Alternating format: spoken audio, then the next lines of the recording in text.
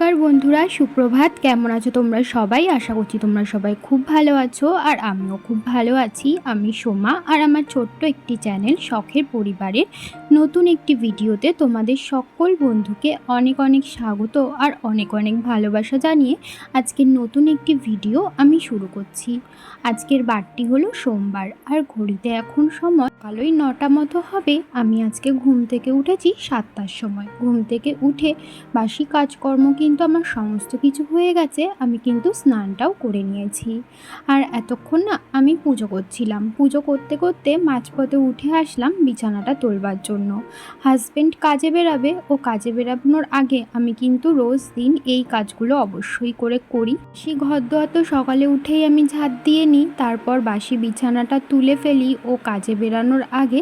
তারপরে কিন্তু ওর বাইকের সামনের চাকায় আর পিছনের চাকায় আমি জল দিয়ে দিই, মানে সকালবেলা ও বাইক নিয়ে যখন বেরাই ঠিক তার আগে। হাজব্যান্ড কাজে গেছে বেশ অনেকটা সময় হয়ে গেল। তারপরে কিন্তু আমার পুজো করাও কমপ্লিট হয়ে গেছে। পুজো করাটা আর আজকে তোমাদের সাথে শেয়ার করলাম না। তারপরে দেখো আমি কিন্তু সোজা চলে এসেছি রান্নাঘর পরিষ্কার করতে। আর ঘড়িতে এখন সময় সকাল ওই 10টা।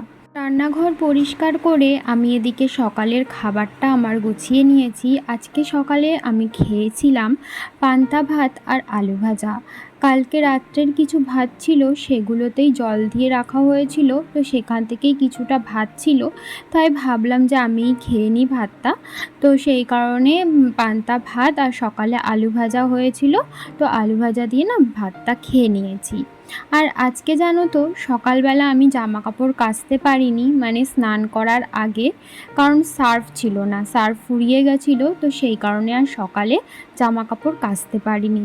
তাই এখন বেলার দিকে আমি জামা কাপড়গুলো কেচে নিচ্ছি। জামা কাপড়গুলো এখন যদি আমি না কাচি, না কালকে কাচতে গেলে একবারে ডবল জামা কাপড় আমার কাচতে হবে। তো সেই কারণে ভাবলাম আজকেই কেচে নিই, যেহেতু হাতে অনেক সময় আছে। তো সেই কারণে খেয়ে বাসন কোসন মেজে আমি গেছিলাম দোকান থেকে সার্ফ, তারপর আরও অন্যান্য টুকিটাকি জিনিস নিয়ে আসলাম। আর দোকান থেকে সার্ফ এনেই কিন্তু আমি জামা কাপড়টা আগেই ভিজিয়ে নিয়েছিলাম। এতক্ষণ জামা কাপড়টা ভেজানো ছিল বেশ ওই 10-15 মিনিট মতো। তারপরে কিন্তু আমি কাচতে এসেছি। জামা কাপড়গুলো যদি আগের থেকে ভিজিয়ে রেখে তার খানিকক্ষণ পরে কাচা যায়, তাহলে মনে হয় যেন জামা কাপড়গুলো একটু ভালো পরিষ্কার হয়। জানি না কেন আমার এটা মনে হয়। তো যাই হোক, সমস্ত জামা কাপড় আমি কিন্তু কেচে নিয়েছি।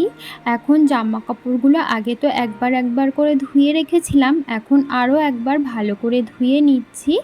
এইভাবে জল পাল্টে আমি জামা কাপড়গুলো ভালো করে ধুয়ে এখন কিন্তু চলে এসেছি বারান্দায় জামা কাপড়গুলো নিয়ে মেলবার জন্য। আমাদের বারান্দায় দুটো দড়ি টাঙানো রয়েছে, আর আমাদের এই বারান্দায় কিন্তু বেশ ভালো রোদ আসে গরমকালে, একদম বলতে পারো কড়া রোদ্দুর। জামা কাপড় মেলে দিলে বেশিক্ষণ সময় লাগে না শোকাতে। তাই দেখো আমি সমস্ত জামা কাপড় এক এক করে মেলে দিচ্ছিলাম। এখানে যদিও সব জামা কাপড় ধরিনি, আমার নিচেও কিছু জামা কাপড় মেলতে হয়েছিল। আর আজকে না সকাল থেকে পুরো ঝড়ের মতো হাওয়া দিচ্ছে, মানে একদম উল্টোপাল্টা হাওয়া দিচ্ছে। এই যে দেখছো জামা কাপড়গুলো আমি সব মেলে দিয়েছিলাম, একটু পরে গিয়ে দেখেছি জামা কাপড়গুলো সব এদিক ওদিক উল্টে পাল্টে গেছে। যেহেতু ক্লিপ দিয়ে দিয়েছিলাম, তো সেই কারণে উড়ে পড়ে যায়নি নিচে, কিন্তু এদিক ওদিক হয়ে গেছিলো। আর জামা কাপড় এক জায়গায় জড়ো হয়ে থাকলে তো ভালো করে শুকাবে না, তাই আবার আমি বারবার গিয়ে জামা কাপড়গুলো ঠিক করে দিচ্ছিলাম। বাইরের গাছপালা দেখে বুঝতেই পারছো যে কি পরিমাণ হাওয়া দিচ্ছিল আজকে, মানে ঝড় উঠলে যেমন হাওয়া দেয় ঠিক ওই রকম হাওয়া। তো দেখো নিচেও কিন্তু আমি কিছু জামা কাপড় মেলে দিলাম। আর আমি দেখো আজকে আমার সমস্ত ওড়নাগুলো ধুয়ে দিয়েছিলাম। সমস্ত ওড়না না, মানে বাড়িতে আমি যেই ওড়নাগুলো ইউজ করি নাইটির সাথে, সেই ওড়নাগুলোই আমি ধুয়ে দিয়েছিলাম। তা বাদেও আজকে জামা কাপড় কেচে বেশ খানিকটা সার্ফের জল বেঁচেছিল, তাই ভাবলাম সার্ফের জলগুলো ফেলে না দিয়ে ঘরের পাপোশগুলো ভালো করে ধুয়ে নিই ওই সার্ফের জলে। কারণ জামা কাপড় আমার আর কাচার কিছুই ছিল না, তাই পাপোশগুলো কিন্তু ভালো করে সার্ফের জলে ধুয়ে ওই যে দেখতে পারলে গেটের ওখানে মেলে দিয়েছি। সমস্তটা কিন্তু শুকিয়েই যাবে, কারণ বাইরে প্রচণ্ড কড়া রোদ। তারপরে কিন্তু আমি ছেলেকে স্নান করাতে চলে গেছিলাম। আমি স্নান করব তার আগে ভাবলাম ছেলেকে স্নান করিয়ে রেখে ওকে ফ্রেশ করিয়ে তারপরেই যাই আমি নিজে স্নান করতে, কারণ একবার স্নান করলে না আবার জল টল ঘাটতে ইচ্ছা করছে না। তো সেই কারণে আর কি ছেলেকে দেখো স্নান করিয়ে এনে ওর গা হাত পা মুছিয়ে জামা প্যান্ট পরিয়ে এখন কিন্তু আমি ওর গা হাত পায়ে ক্রিম লোশন এগুলো কিন্তু লাগিয়ে দিচ্ছিলাম।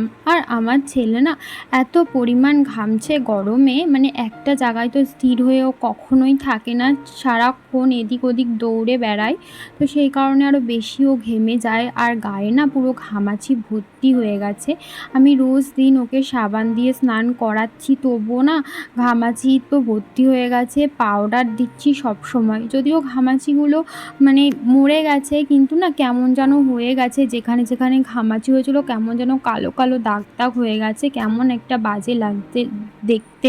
মনে হচ্ছে ওই জায়গাগুলোয় যেন নোংরা পড়েছে, বিশেষ করে গলাটায় যেন কেমন যেন স্পট মতো হয়ে গেছে। রেডি করিয়ে রেখে আমি চলে গেছিলাম স্নান করতে। আমি স্নান করে এসে ছেলের খাবার রেডি করে ওকে খাইয়েও দিয়েছিলাম, আর আমিও দুপুরবেলা খেয়ে দিয়ে বেশ খানিকক্ষণ শুয়েছিলাম। আর ছেলে তো ঘুমাচ্ছে। এখন ঘড়িতে বাজে ওই 4:30 মতো। উঠে এখন বিকেলের কাজকর্মগুলো সেরে ফেলছি। সবার প্রথমে উপরের ঘরগুলো আমি ঝাড় দিয়ে আসলাম, আর বারান্দায় যেই জামা কাপড়গুলো তখন মেলে দিয়েছিলাম সেগুলো সমস্তটাই শুকিয়ে গেছে, ওগুলো সমস্তটা তুলে নিয়ে আসলাম।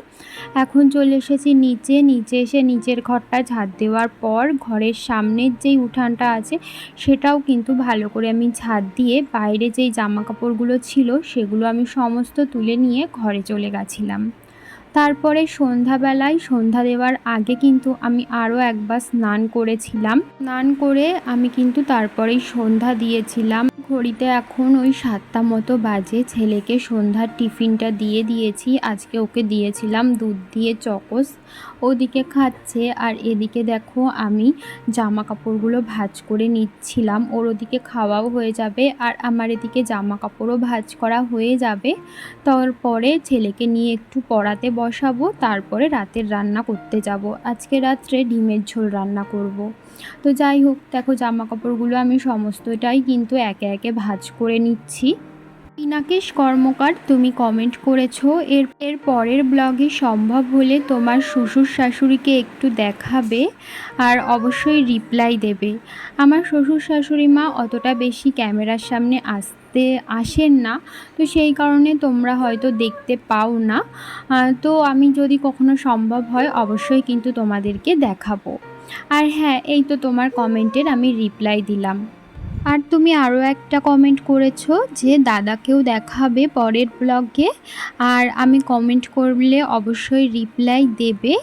আর আগের ভিডিওতে আমি কমেন্ট করেছিলাম, তুমি কোনো রিপ্লাই দাওনি, এরকম একটা তুমি কমেন্ট করেছো। আগের ভিডিওতে তুমি কমেন্ট করেছো, আমি দেখেছি। অবশ্যই তোমাকে রিপ্লাই দিয়ে দেব।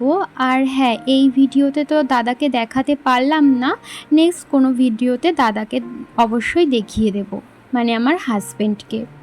তো যাই হোক, এদিকে দেখো আমি চলে এসেছি রান্না করতে। এতক্ষণ ছেলেকে পড়াচ্ছিলাম, এখন ঘড়িতে ওই 8:15 মতো বাজে। আমি রান্না করতে এসেছি অনেকক্ষণই। ছেলের এখনও পড়া শেষ হয়নি। ওকে আমাদের রান্নাঘরের পাশেই যেই ঘরটা রয়েছে সেই ঘরের খাটের উপরে বসিয়ে দিয়েছি। ও ওখানে বসে বসে লিখছে, লেখা দিয়ে দিয়েছি খাতায়, আর আমি এদিকে রান্না করছি। বসিয়ে দিয়েছিলাম একদিকে ভাত, আর একদিকে ডিম আর আলু সিদ্ধ হতে বসিয়ে দিয়েছিলাম। ততক্ষণে আমি ডিমের ঝোলের সমস্ত মশলা রেডি করে নিয়েছিলাম, মানে পেঁয়াজ আদা রসুন সমস্ত কিছু কেটে কুটে নিয়েছিলাম। এদিকে দেখো ডিম আর আলুটা ভালো মতো সেদ্ধ হয়ে গেছিলো, তাই আলুটা ওদিকে আমি ভাজা বসিয়ে দিয়েছি। আর এদিকে কিন্তু আমি ডিমগুলো এক এক করে ছাড়িয়ে নিচ্ছিলাম। আমরা যেহেতু বাড়িতে 5 জন, তাই কিন্তু 5টা ডিমই রান্না করছি। আর ওদিকে কিন্তু ভাতটা হচ্ছে, ভাত এখনও হয়নি। এখন দুপুরবেলা আমি যেহেতু ভয়েস ওভার দিচ্ছি, আর আমাদের ঘরে ফ্যান চলছে। এখন তো ফ্যান ছাড়া একদমই থাকা যাচ্ছে না। আজকে না আমার ছেলেও ঘুম থেকে উঠে পড়েছে খুব তাড়াতাড়ি। অন্যদিন ও যখন ঘুমিয়ে থাকে আমি তখনই ভয়েস ওভারটা দিয়ে নিই। আর আজকে যেহেতু ও ঘুম থেকে উঠে পড়েছে, তো সেই কারণে তোমরা পাশে একটু হয়তো সাউন্ড পেতে পারো, আর ফ্যানেরও হালকা একটু শব্দ আসতে পারে। তোমরা একটু ম্যানেজ করে আমার ভিডিওটা দেখে নিও, তাহলে কিন্তু আমি অনেক কৃতজ্ঞ থাকবো তোমাদের কাছে। আর তোমরা কিন্তু আমার পাশে অবশ্যই থেকো। তোমরা যারা আমার ভিডিও দেখছো তোমরা একটা করে কমেন্ট করে যেও, কারণ তোমাদের কমেন্ট না আমার পরবর্তী একটা ভিডিও বানাতে অনেকটা উৎসাহ জাগায়। আলু ভাজা আমার ওদিকে হয়ে গেছে। আলু ভাজাটা নামিয়ে আমি ডিমটাও ভাজাতে বসিয়ে দিয়েছিলাম। আর ডিম ভাজার সময় আমি সামান্য নুন আর হলুদ দিয়ে দিয়েছিলাম, তাহলে না ডিমের কালারটা সুন্দর আসে। তারপরে দেখো আমি কড়াইয়ে তেল দিয়ে ফোড়ন দিয়ে দিলাম জিরে আর তেজপাতা, আর কালারের জন্য সামান্য হলুদ আর একটু চিনিও দিয়েছিলাম। শুনেছি ফোড়নের সময় নাকি হলুদ আর চিনি দিলে তরকারির কালার সুন্দর হয়। তো সেই কারণে আমি যখনই না ডিমের ঝোল মাংস এগুলো রান্না করি তখন ফোড়নের সময় একটু হলুদ আর একটু চিনি দিয়ে দিই, কালার যাতে একটু ভালো আসে। তো সেই কারণে তারপরে কিন্তু আমি কুচানো পেঁয়াজগুলো দিয়ে খানিকটা ভাজা ভাজা হওয়ার পর বাটা মশলা দিয়েছিলাম। বাটা মশলা বলতে আদা, রসুন, লঙ্কা আর জিরে সমস্ত কিছু একসাথে নিয়ে আমি বেটে নিয়েছিলাম। তো তারপরে বাটা মশলাটা দিয়ে আর একটু সামান্য জল দিয়ে দিয়েছিলাম। তারপরে আমি মশলাটা কিন্তু ভালো করে কষিয়ে নিচ্ছিলাম। আমি এইভাবে জল দিয়েই কষাই, নয়তো কি বলো তো মশলাটা কড়াইয়ের গায়ে লেগে গেলে না একদমই ভালো করে কষানো হয় না। তো তারপর মশলার মধ্যে আমি ভেজে রাখা আলুটা দিয়ে এখন কিন্তু আলুর সাথে মশলাটা ভালো করে কষিয়ে নিচ্ছিলাম। পরে কিন্তু আমি পরিমাণ মতো নুন আর হলুদও দিয়ে আর একটু ভালো করে কষিয়ে নিচ্ছিলাম। আর কষানো আরটা আরেকটু ভালো করার জন্য আমি আরেকটু জল দিয়ে দিয়েছিলাম।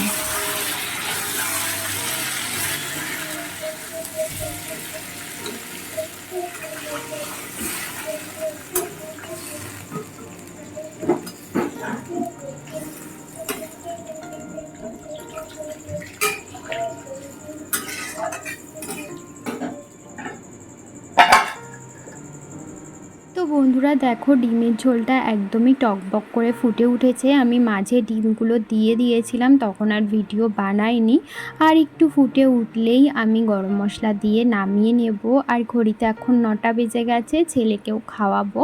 তাহলে চলো আজকের মতো ভিডিওটা আমি এই পর্যন্তই রাখছি। তোমাদের সাথে আবারও দেখা হবে পরবর্তী ভিডিওতে। ততক্ষণের জন্য তোমরা ভালো থেকো, সুস্থ থেকো, আর অবশ্যই কিন্তু আমার পাশে থেকে আমাকে একটু সাপোর্ট করো। তাহলে আজকের মতো এখানেই টাটা, শুভরাত্রি।